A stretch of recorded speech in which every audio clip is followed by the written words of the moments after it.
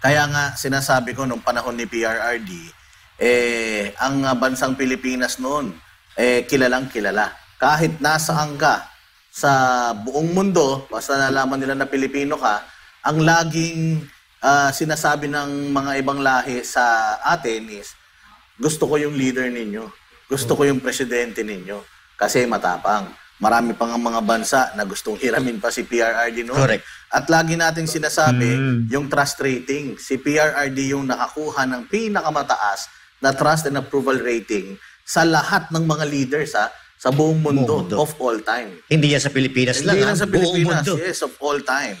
What's up mga kababayan? News That Matters here. Dito sa video natin ngayon ay ating panonoorin o pakikinggan itong mga banateros mga kababayan. Kung kayong aking tatanungin mga kababayan, sang-ayon po ba kayo na tumakbo itong si Pastor Kibuloy bilang senador? Yan ang topic natin ngayon mga kababayan sapagkat ngayong araw no Oktubre 8, tila'y may binabalak ang KOJC at ang mga Duterte. Partikular na nga itong si Tatay Digong. Ngayong nalaman na ng taong bayan na itong si Tatay Digong at si Mayor Baste tatakbo lamang bilang mayor at vice mayor ng lungsod ng Davao, tila'y nakukulangan ng puwersa ang mga Duterte supporters sa mga inendorso ni Tatay Digong. Kung kaya naman tila'y binabalak ngayon ng mga Duterte na ipasok itong si Pastor Kibuloy ngayong araw at mag-file ng COC o Certificate of Candidacy. Ano sa tingin niyo po dito mga kababayan? Pero bago po ang lahat, huwag niyo po sana kalimutan mag-like at subscribe para updated ka sa mga uploads ko araw-araw. At kung maaari mga kababayan, no skip ads po tayo sapagkat malaking tulong po ito. At yun na nga mga kababayan, kung ang INC may Congressman Dante Marcoleta na tatakbo sa Senado, bakit hindi naman bigyan chance ang KOJC na ang kanilang pastor na si Kibuloy nga naman ay tumakbo din sa pagka-Senado? Baka nga sakali magkaroon pa ng unity sa pagitan ng dalawang malaking religious group na ito. Ano sa tingin nyo mga kababayan? Naalam naman natin na maganda ito sapagkat puwersa nila ang mga Duterte na siyang malaking tulong pag nagkaroon na ng eleksyon sa taong 2028. Kung kaya naman hindi ko na patatagalin pa, heto na ang buong video. Ito ang gusto namin malaman sa inyo mga kababayan. Si Pastor Kibuloy, kung gusto nyo ba siyang tumakbo bilang senador? Kasi para sa amin po, nakita ko kasi namin kung gaano niya pinaandar ang KOJC, kung paano niya inorganize. Ito ang perfect example ng napakagaling na mambabatas. Nakita niyo yung mga kanilang mga rules and regulations sa loob ng KOJC, kung paano nila pinatupad yon, kung paano naging systematic. Alam nyo, sa Pilipinas kasi napakaraming religious leader. Pero iba yung may gift of administration. Yung iba kasi gift of preaching. Magaling mag-preach. Kaya lang kita nyo, yung church nila, hindi ko naman sa nilalait. Magaling nga sa preach, matalino nga, pero pagdating sa sistema, bagsak. Si Pastor Kibuloy, magaling na mag-preach, yung administration niya, na the gift ay nagawa niya sa KOJC. Halimbawa, kaya nga 'di ba kahit mismo yung presidente natin ngayon nabilib sa kanya nung dumalaw noong pa. Yes. Na at sinabing bakit may ganito ka? Sabi lang ni pastor pag walang corruption ganito itsura. Tama 'yun. Kaya nga ngayon kita niyo itsura ng KOJC. Mas marami pang hindi ko wala akong palalait sa iba pero mas marami pa pong malalaking relihiyon diyan. Pero bakit hindi ganun ka-organisado? Kasi hindi gift nung kanilang leader yung administration. Mahirap po yan. When you say administration gift, kitang-kita ko kay pastor yan. Kung paano sila organisado, kung paano na i-implement yung law. Madali kasing gumawa ng batas Madaling pero kung i-implement mo yung regulation mismo sa ibaba, napakahirap po niya. Nagawa ho ni pastor yun. Meron pong resibo si pastor. Para sa akin, may resibo po siya na sa tingin ko, more than enough para po siya ma-qualify na maging senador. Ano sa tingin nyo? Coach Oli. Sa akin, tama dyan. Kasi si Banat Bay, sabi niya may resibo. At yan po dapat ang hinahanap natin sa mga tatakbo, lalo na sa Senado, Kasi national But anyway, kahit sa posisyon yan, kailangan may resibo. wag na po tayong boto ng boto doon sa mga trapo o mga datihang politiko na wala namang nagagawa. Lumalabas na ng Correct. pag-eleksyon. Sa madaling salita, walang resibo. Yung mga tumatanda na lang sa Senado, no, mga kababayan, na ginagatasan na lang. Na kapag nanalo, ayan, naging senador, pero walang magandang naiambag sa taong bayan.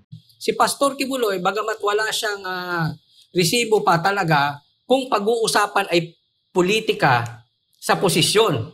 Pero involved na pa siya sa politika. At alam natin malapit siya kay PRRD. At ang ganda ng nagawa niya, Correct. yung sistema sa KOJC. Ultimo mga bulaklak dyan, naka-atensyon. Talagang parang sila nakapila.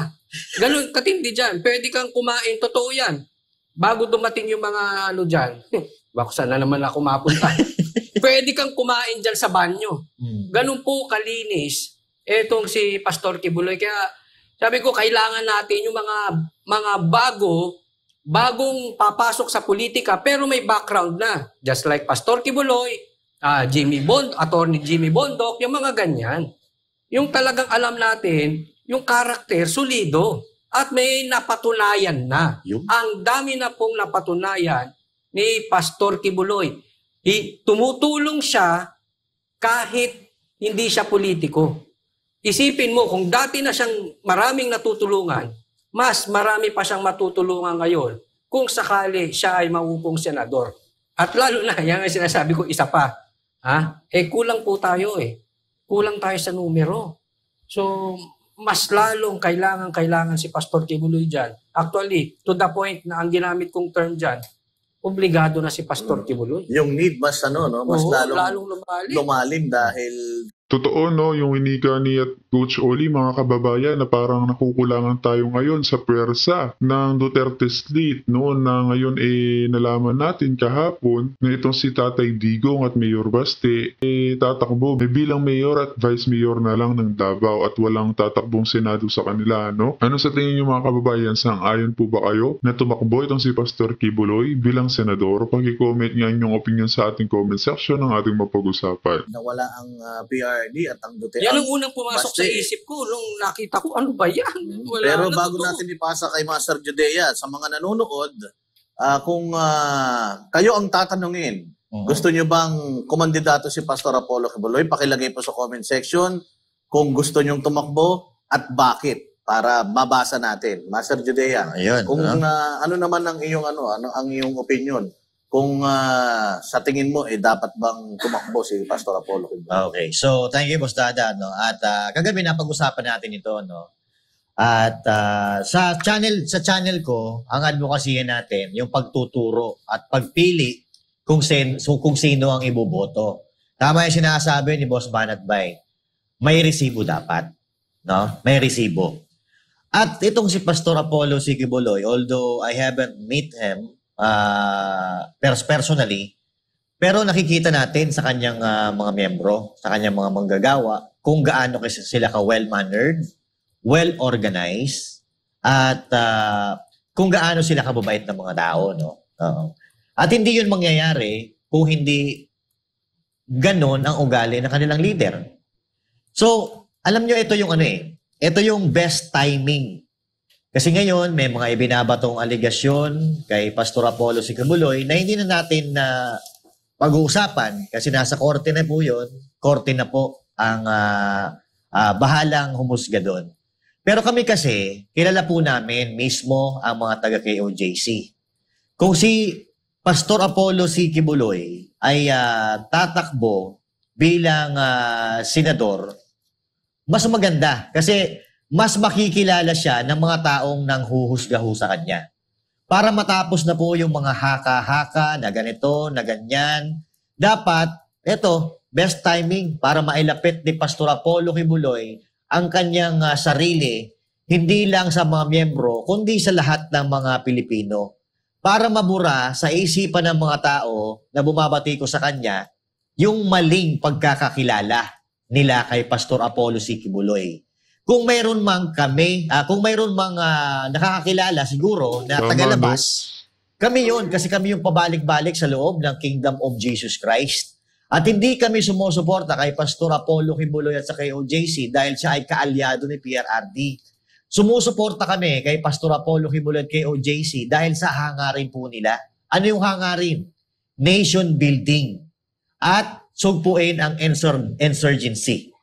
Alam nyo ba na si Pastor Apollo Kibuloy together with KOJC ay gumastos ng bilyon-bilyon para sugpuin ang insurgency? So now, sino po na tao na hindi kabilang sa politika ang nakagawa nun? Walang iba kundi si Pastor Apollo, si Kibuloy.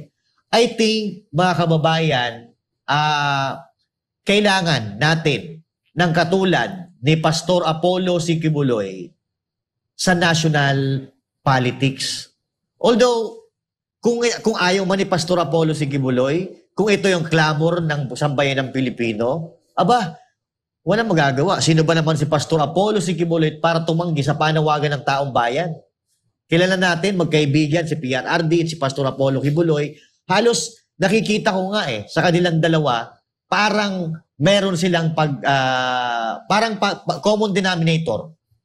Si Pastor Apollo si Kibuloy ay magaling humawak ng kanyang mga miyembro, si PRRD, humawak ng buong Pilipinas. Kaya sinabi ko kanina, dapat ang bobotohin natin yung may resibo, yung may nagawa, hindi man sa politika, pero ito si Pastor Apollo si Kibuloy. Tingnan nyo, well-organized, well-mannered, lahat ng kanyang mga nasasakupan. At napuntahan namin lahat ng kanilang mga pag-aari, lahat ng kanilang compound, well-organized. At tama yung sinabi ni Coach Oli kanina, no? Kahit yung pagtatanim nila, may konseptong sinusunod. Kaya pag napunta ka doon, talagang mapapawaw ka, akala mo nasa ibang dimension ka dahil kakaiba talaga. So now, mga kababayan, kayo na po ang humusga. Di ba gusto natin na umunlad ang Pilipinas at umunlad ang ating pamumuhay? Papaano uunlad ang Pilipinas? Papaano uunlad ang ating buhay kung boto tayo ng boto ng mga magnanakaw? Di ba? So, piliin po natin yung may resibo. Paulit-ulit po natin sinasabi yan. Yung may kakayahan na tumulong sa sambayan ng Pilipino. Tsaka mas mainam na yung mga bago na lang, mga kababayan. Bigyan natin chance naman yung mga bago, no? Ano yun, nagiging cycle na lang kasi na puro mga luma na mukha ang naboboto tapos wala na naman nangyayari sa ating bansa. Hindi man nila may paglaban ang kanilang prinsipyo o ang taong bayan kapag may nangyaring issue o kabalbalan sa loob ng gobyerno. Subukan naman natin ang mga bago. At kakayahang makatulong sa bayan. Hindi yung bayan ang tutulong sa kanila. Yun lang po, mga kapatid. Ako naman, simulan natin sa kanilang simbahan. Nakita natin kung anong klaseng mga miyembro meron itong Kingdom of Jesus Christ.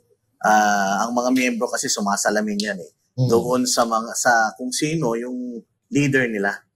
So kung ano yung nakikita mo sa mga miyembro, yun din yung nakikita mo sa mga leaders. Yeah. Kaya nga sinasabi ko nung panahon ni PRRD, ang bansang Pilipinas noon kilalang kilala. Kahit nasaan ka sa buong mundo, basta nalaman nila na Pilipino ka, ang laging sinasabi ng mga ibang lahi sa atin is, gusto ko yung leader ninyo. Gusto ko yung presidente ninyo.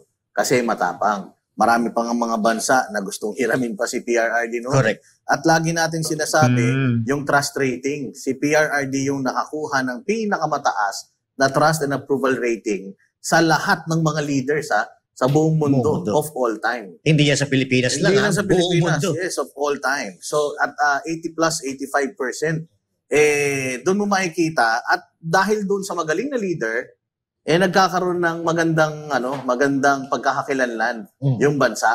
So ganun din dito sa Kingdom of Jesus Christ. Dahil nakikita mo yung mga miyembro na mga obedient, nakikita mo na magalang sila, nakikita mo na disiplinado sila, alam mo na yung nagturo sa kanila, ganun din. At 39 years, napakadami na nilang na-achieve, na-accomplish. We've been in Davao for the past yung 16 days na kinubkob sila ng mga kapulisan. Nakita natin lalo doon, mas lalong pinagtibay nung experience natin doon, yung kung anong klaseng leader si Pastor Apollo Kibuloy. dahil yung mga miyembro ng Kingdom of Jesus Christ, makikita mo na talagang sumunod sila sa kung ano yung itinuro sa kanila. Noong mga panahon na inaabuso yung karapatang pangtao, wala silang ibang ginawa kundi bantayan yung kanilang property para maprotektahan. Sanctuaryo ba? Yes, at talaga naman na sila ay makikita mo na nakikinig talaga sila doon sa mga leaders nila. Yung ibang mga taga-ibang bansa pa nga, umuwi pa dito sa Pilipinas para lang magbantay doon sa kanilang pinangangalagaang birthright, yung kanilang central compound.